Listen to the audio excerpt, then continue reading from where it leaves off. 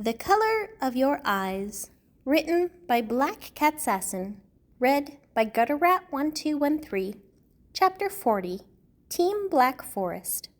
I'm Suzie, and I'm reporting live from Duskwood, the town that has been the talk of thousands of my followers who told me to start some investigations about this sleepy town that suddenly has been all over the news station. I won't give up until I have the answers my dear followers are yearning for. My followers have so many questions. Who kidnapped hannahdonfort? Is the man without a face legend or reality?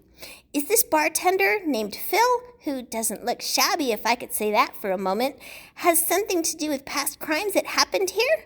Who is this mysterious hacker we only know his name of Jake, the source of the movement, #iamjake? And is it true that he is in a whirlwind romance with a young woman who helped my cousin Cleo find Hannah? I, Suzie, have now started my investigation in Duskwood, and I will not stop until I find the answers. Stay tuned to Newsy with Suzie. Dan's mouth was open when he finished watching the video he found on a website. This is your cousin? Far cousin, daughter of the second wife who married one of my uncles last year. Cleo gripped her steering wheel as she turned her car to the left. Dan looked back at his phone. This is bad. I mean, overall, she seems to be quite an enthusiastic young girl, ambitious even, but, it was a bit over the top. Yeah, she's a nice kid, a bit nosy, and putting her nose into other people's business way too many times. But it has been a lifelong dream to become a famous news reporter. I have to listen to it every single time I come to visit my uncle. Not only that, her mother is even worse. You know those entitled parents who let their precious kids do anything they want? Yeah, she's that kind of type. She thinks Suzie has it in her to become the next star reporter of the nation. It all became unbearable for me when Suzie eavesdropped on my call with Jessy about our investigation of Hannah. Suzie wanted to be part of the group so badly. I was against it. My Aunt Katrina was hell-bent on letting Suzie join us.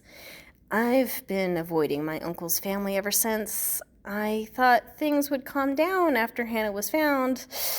Oh boy, was I wrong. Oh, that's fantastic.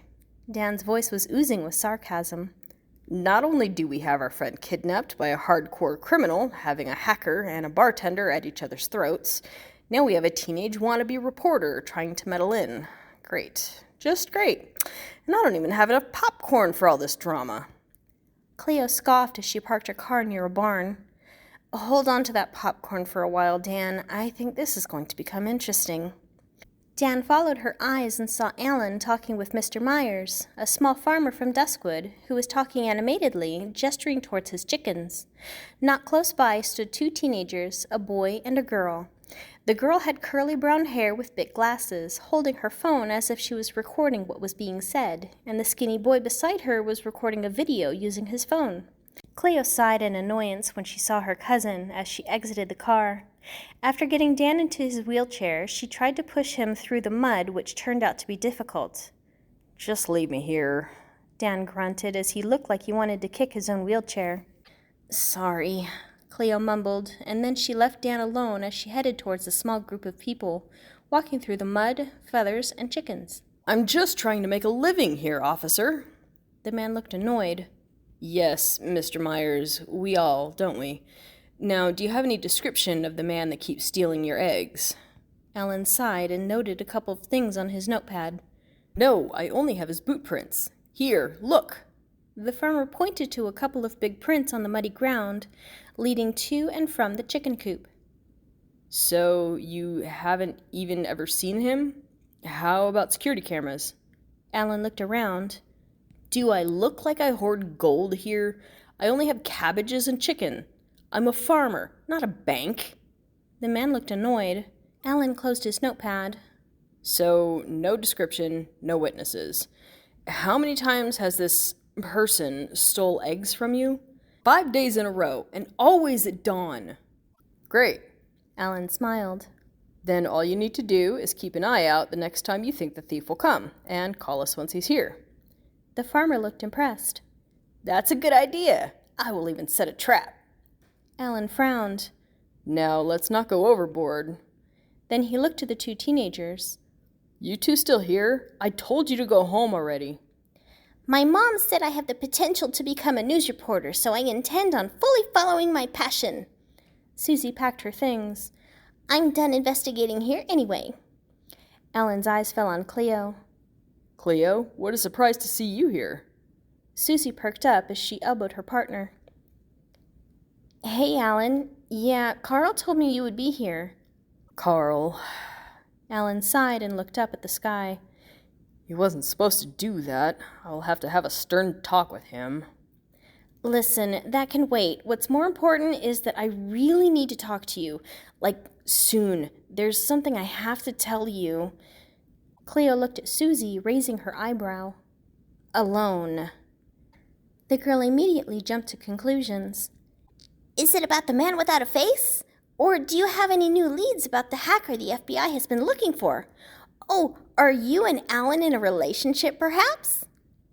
Alan let out a surprised cough, almost stumbling on the mud, and Cleo became red as a tomato. For God's sake, Suzie, stop assuming things. No, it's none of that. Go back home. I'm sure your mother's really worried. Have you not told her where you are? And you, Cody, don't you have anything else to do? Cleo tried to ignore the curious stares of the farmer, who was now holding one of his chickens, stroking it. The boy named Cody just shrugged, and Suzie pouted, but she lifted her chin in defiance. Fine, I'm going. No need to tell me off. She turned around, and Cody followed her. You're giving up already? He whispered to Suzie. No, of course not. The aspiring reporter looked at Cleo, who was now talking with Alan. I have a feeling we're onto something really big. 9 p.m. at Aurora's bar? Okay. Alan wrote the info down. And you really don't want to tell me now what all this is about? Sorry, Alan, but we can't talk with you here. It's important that you come alone. We only trust you. Cleo pushed Dan back into the car. Alan gestured for her to move aside, and he took her place to push the wheelchair out of the mud. All right, then. Honestly, you're scaring me, though. And that when we just found Hannah and Richy again. Alan stopped near Cleo's car. Well then, I will see you all later. And with that, he went to his own car. The two friends stood together, watching Alan go. Our task is over, Dan murmured. Yeah, Cleo sighed. It has been more difficult than she thought. Black Forest, Dan whispered with a smile on his face.